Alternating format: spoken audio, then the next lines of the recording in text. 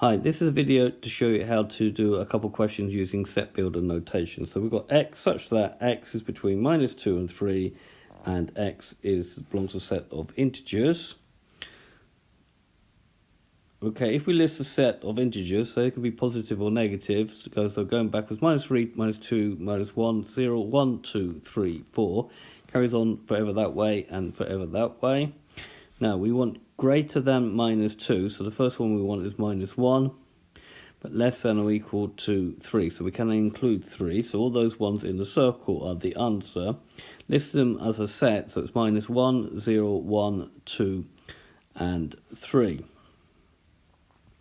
Second one, a bit more difficult. We want x such that x squared plus 7x plus 12 is equal to 0, where x is a real number.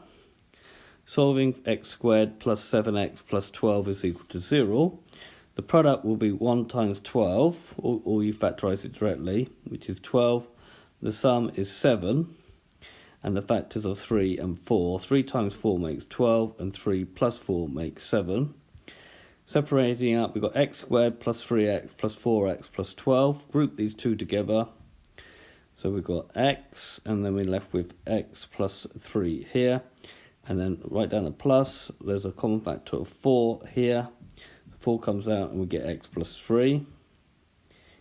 So same here and here. We take that out as a common factor, so we get x plus 3, and then we're left with x plus 4 is equal to 0. So either x plus 3 is equal to 0, which is x is minus 3, or x plus 4 is equal to 0, which is x is minus 4. Therefore, the solution set, or the solution of that, is represented by just -4 and -3.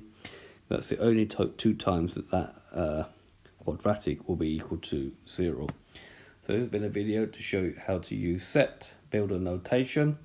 I hope you've understood, and I thank you very much for watching.